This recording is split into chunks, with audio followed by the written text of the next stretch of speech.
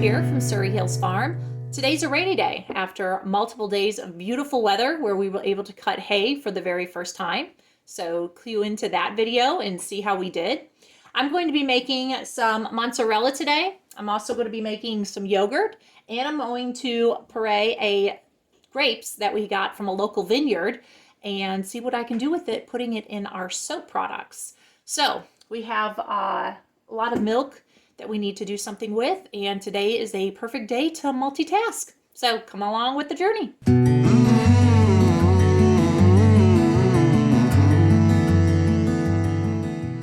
So what I'm doing here is I am taking the grapes that I'm going to make into a puree off of the stems and give them a good wash.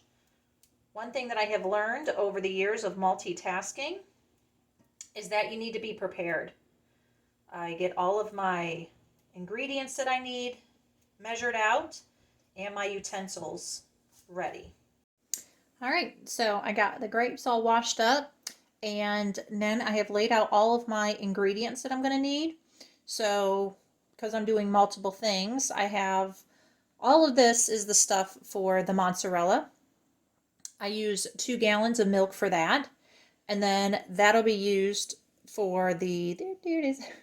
The yogurt will be used for my yogurt. I use that as the culture to make my next batch. So I'll use a cup of yogurt from my previous batch to make my new batch, and I use a gallon or make a gallon of that. And it does 5 small jars, which is perfect for our household. And it normally lasts probably a couple of weeks, and then we move on to the next batch. So what I have in front of me for the mozzarella is I have a bowl that I will put in the freezer to help when I'm all done getting that mozzarella nice and hard after I stretch it. I also have my citric acid that I will pour into 2 cups of water. That will go in before I start. So my milk is cold, add the citric acid, and then I turn on my burner to get it up to the right temperature. After it gets to the right temperature, I add my animal rennet to 1/4 cup of water. And when all that is done and I cut my cheese with my cheese knife, cutting my curds with my cheese knife, I will go into the stretching process. This is where I need my gloves. The cheese will get very hot. I use the microwave to stretch my cheese. And in the process of doing that, I add my salt. And that's everything I need. Process normally takes about 30 minutes. Yogurt, all I'm doing is bringing it up to the right temperature and then adding the yogurt and mixing it in really well and putting it in my jars. All right, so I've measured out 3 teaspoons of citric acid. My milk is cold. I have a mixture of cow's milk and goat's milk in here. I'll go ahead and stir that in there pretty well. And I use a slotted spoon as well. It allows the milk to kind of feed through and everything to mix up well. And I do an up and down motion, making sure I'm getting it all incorporated. And this pot that we have here is a double pot. So it's like a double boiler. Water sits in the bottom part and then the milk sits in the top. It just helps it from burning. All right. So now I'm going to go ahead and turn on my stove. I normally turn it to about medium heat, and I'm going to get it up to 88 degrees, so it doesn't take that long. All right, so while that's getting up to temperature, I'm going to go ahead and start on my yogurt. Really simple. I turn on the heat, and I let it get up to 188 to 190 degrees.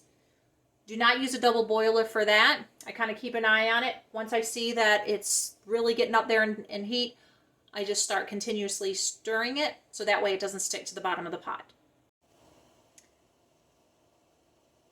Okay, we are just about there. Just a couple more degrees. Our yogurt's doing good over here. It's just about there. And then I've got the grapes here on low heat, just trying to get the skin to separate. And it's kind of really looking good there as well. So everything is going going smooth. And these last degrees are really, they can come on pretty quick. So as soon as it gets to 88 degrees, I'm going to take the pot off the burner and take it out of the water because it'll continue to raise the temperature. And there we have it. All right, so turn that off. Slide that back. Slide that out. So if I got room here. Normally I have the pot over here. Alright, I think I'm going to work. Alright, all of it fitting in our stove here. It'll be really nice when we have our houses built, so that way we have nice big stoves. So, now that that's done, I'm going to go ahead and add my rennet. I went ahead and did 1/4 of a teaspoon to 1/2 cup of water. And here we're going to mix in an up and down motion for about 30 seconds.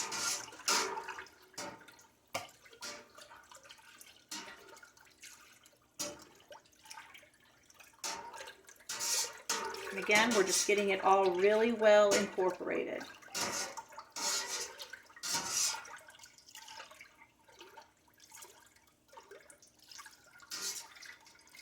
And I'll go ahead and post the recipe to this too, so that way everyone has it. This has been a really simple recipe that I found. I tried many recipes until I found the right one, and then I tweak it to make it work for us and our flavor. And that's, everybody's kind of different in how they like things, so it's kind of just finding what works for you. Definitely do your research, that's for sure. All right, so that's going ahead and sit for 10 minutes while the rennet sets in, and then we'll be able to cut our curds after. Alexa, set a timer for 10 minutes. 10 minutes, starting now. She's such a great helper. All right, so let's see how our yogurt is doing here. And this we were getting up to 188 to 190.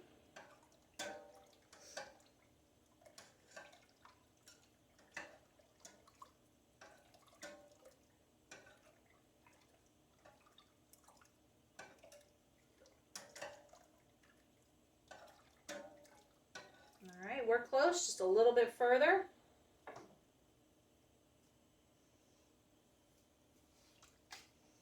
Give these another stir. Looking good, looking good. There's a few more that skin still needs to come off of.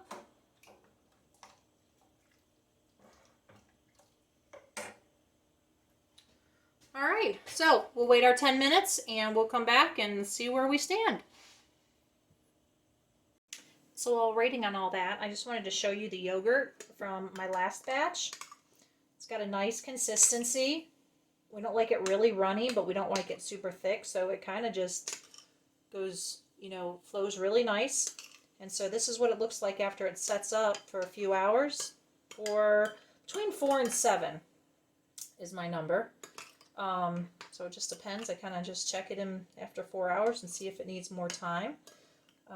The method on how we let our yogurt set up is pretty unique. We use a cooler. We take our jars and we put them in a cooler, and we pour water that's 120 degrees in there, close it up, and let it sit, and it works perfect. I tried some other methods with the yogurt maker and using a crock pot and all kinds of, none of them worked. This works great. So I'm going to have me some yogurt with some fresh blueberries that came out of our neighbor's garden. Yum. So we went ahead and made a little jam out of it to pour into our yogurt. And I'll throw some granola in there. And what a great snack. So the yogurt has gotten up to temperature, 188 degrees. I'm filling up the sink with a cold bath to put the pot in. Now I'm going to drop this temperature back down to 120 degrees. I'll be constantly stirring, and then I'll move my water around the outside a little bit. Towards the end, I might have to drain out some of the water and refill up a little bit to keep that water cool. But it's actually pretty quick on how fast this drops.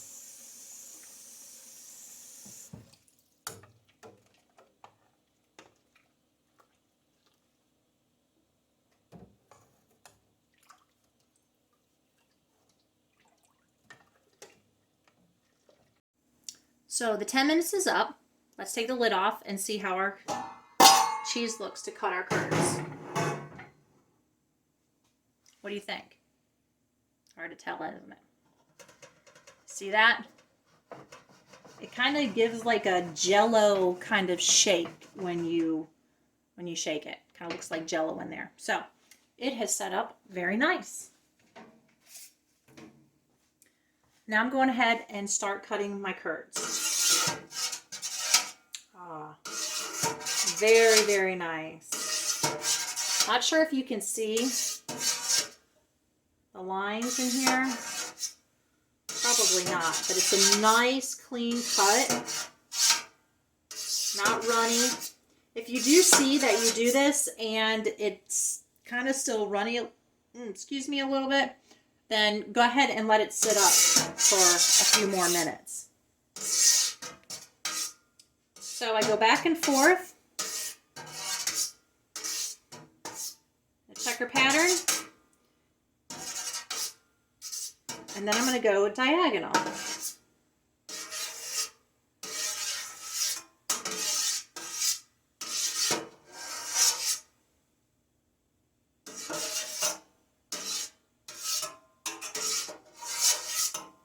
Just like that. Now I'm going to turn the heat back on, and I'm only going to bring it up to 90 degrees. So literally it'll take all of a few minutes to do.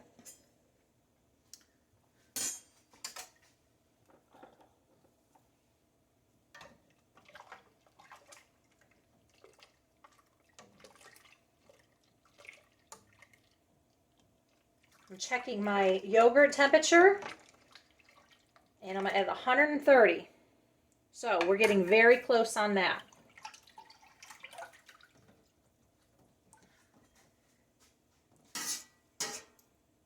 So I'm going to start stirring, cutting up the rest of the curds that I didn't really get with the knife, while I'm trying to get that temperature to come up.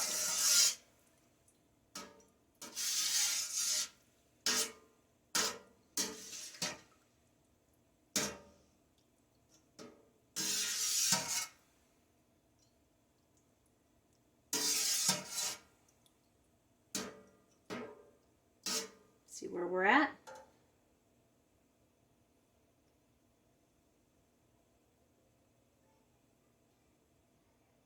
And there we are. So again, I'll take it off the heat. I'll go ahead and discard of my big pot.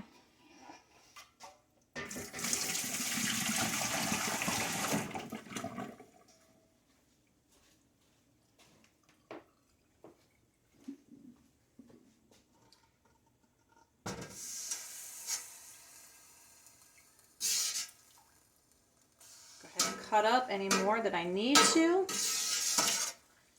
Now we're going to go back over onto our yogurt, finish that up, and then we'll start draining off the whey and get ready to start stretching our curds.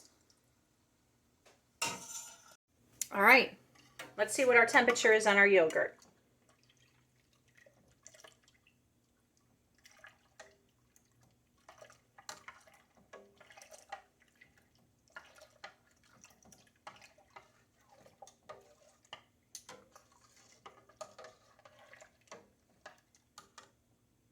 Perfect. Right at it.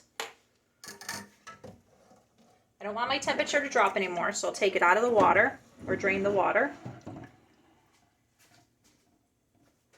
Now I have 1 cup of yogurt from my last batch, and we are going to vigorously whisk this in here.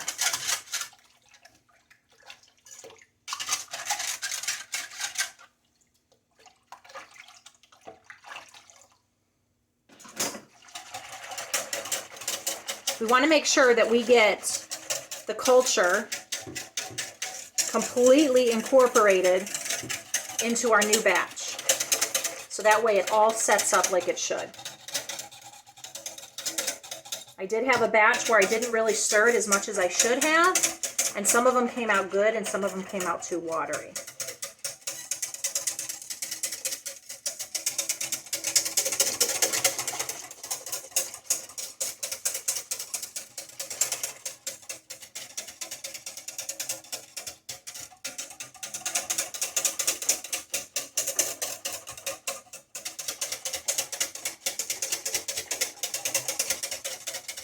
Gives your arm a workout.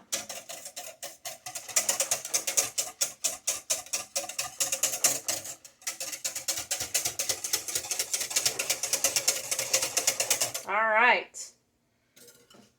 Now let's pour them into the jars. All right, I have my 5 jars set up here. They're all sterilized.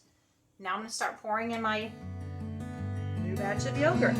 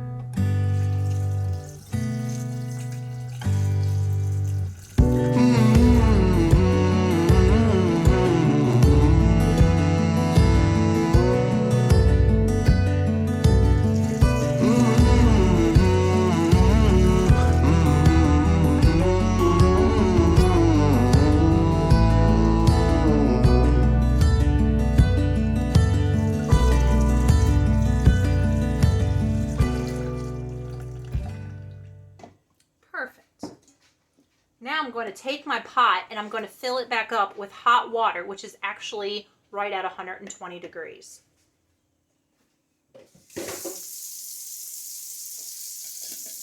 Put all my lids on securely. And here is the cooler, guys. Simple as can be. I go ahead and I set my jars in, spaced out to where all the water can get around them. And I can really only fit 5 jars in here, so I'm glad 1 gallon makes that perfect amount. Once my pot fills up, I'll pour the water in, close it up, and let it sit for 4 to 7 hours. All right, here's my water.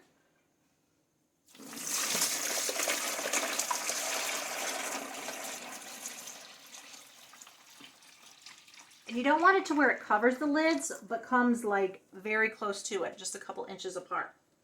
All right, so here goes that multitasking. While my pot was filling up to put into over my jars of yogurt, I went ahead and washed all of my other utensils. So now I'm ready to start pouring the whey off of our mozzarella. I don't do too much stirring of my mozzarella because I don't want it to be too tough at the end. So my stirring is actually incorporated into while I am pouring the whey off.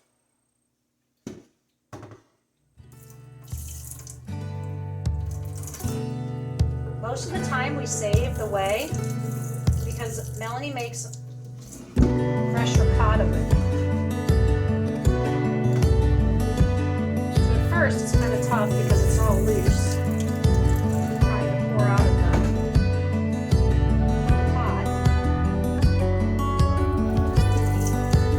It's okay. But little by little, as you're pouring, it starts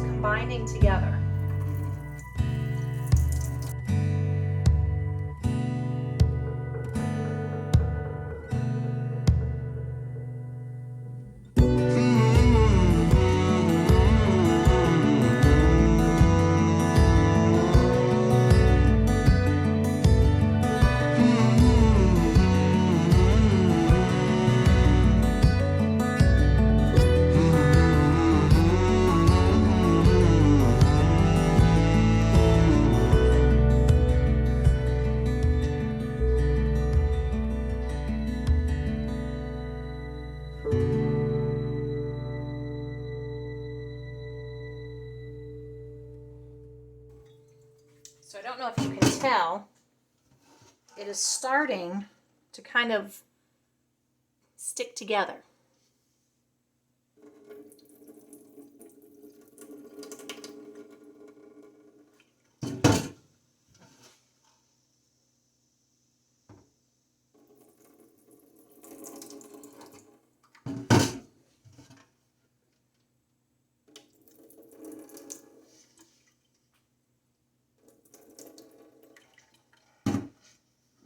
So now it's just kind of rolling it around,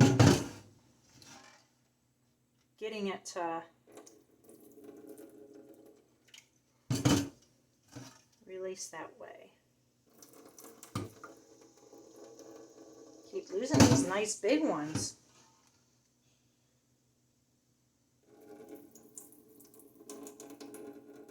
So it kind of starts, it's starting to have that, that stretchy consistency.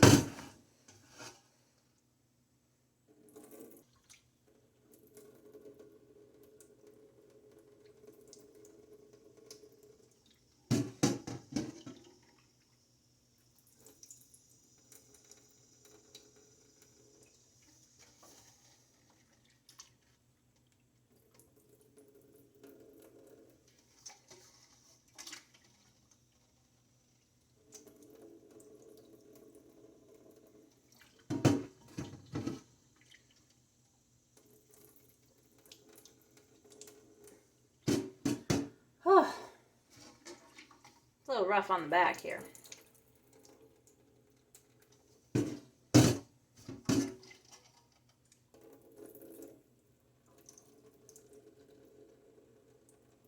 All right. Now I have my glass bowl. I'm going to go ahead and pour it into my glass bowl. And then I will start the stretching process in the microwave. It's kind of like really stuck together in a ball now.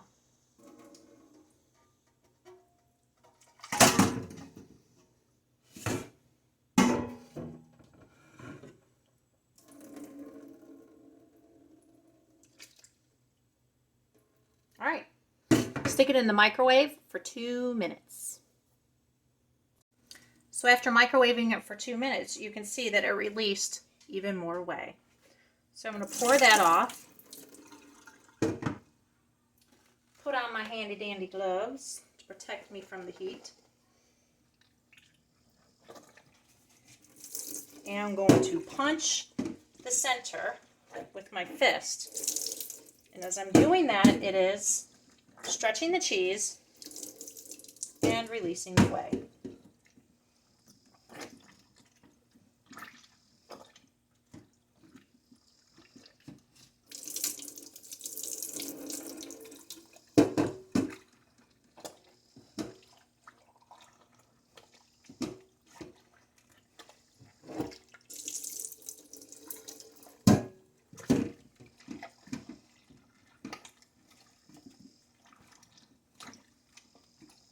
As you're doing that, you can feel that it's getting stiffer as it's cooling off.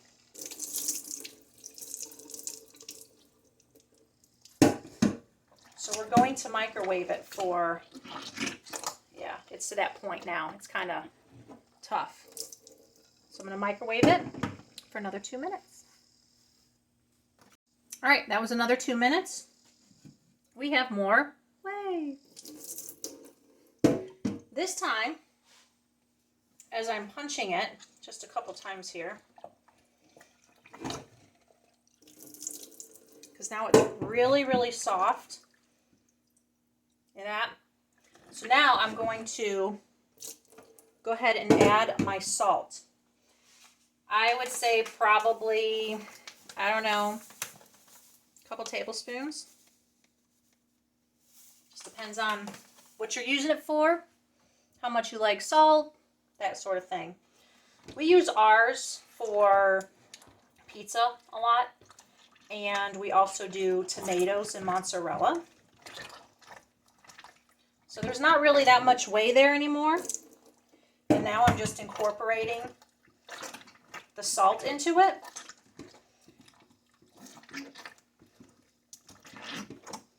this is where I was talking about where I don't like over stirring in the pot because it gets worked so much inside the bowl that when I did it the first time, it just came out too tough. All right, I'm gonna microwave it for 30 seconds to stretch it into a ball.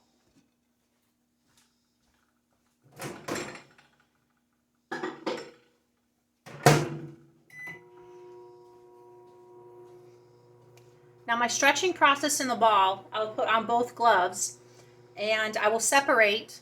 You can leave it all as one or you can separate it, or you can even form it into little balls if you want to do like little mozzarella balls or whatever you want to use it afterwards. We just use it, put it in a ball, make 2 of them, and then we freeze it to be able to use later on.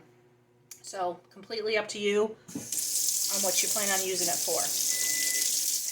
And in my time of waiting, between the microwave and timers, I'm always cleaning my area. That way, when I'm all done, guess what? I'm really all done. I have very left to clean.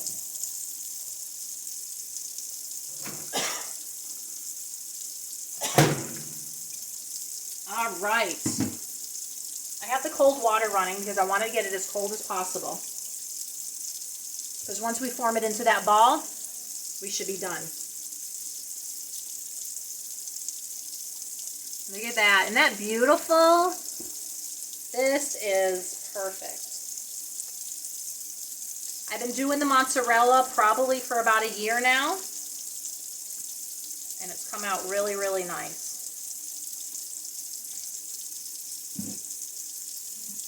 All right, I'm going to go ahead and make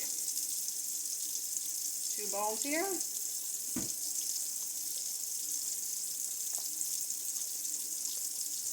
And all I'm doing is I'm kind of like folding it inside itself.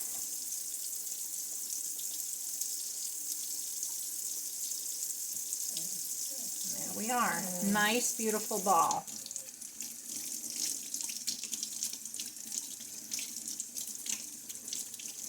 Let that run under the cold water for just a few. That way when I know it's really got its shape,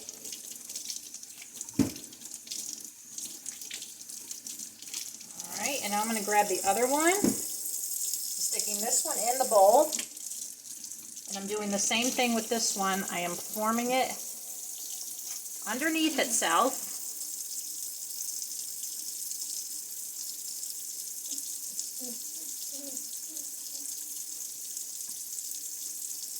How beautiful that is. Isn't that beautiful?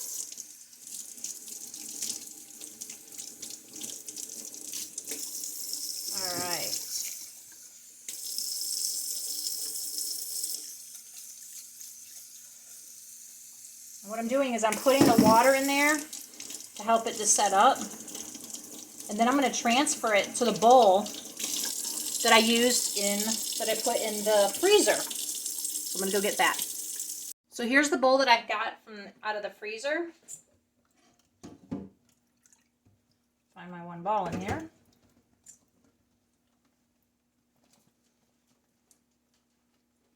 They really didn't come out equally portioned, but that's okay. Water one more time. All right. All right. That ice bath is going to harden up the ball.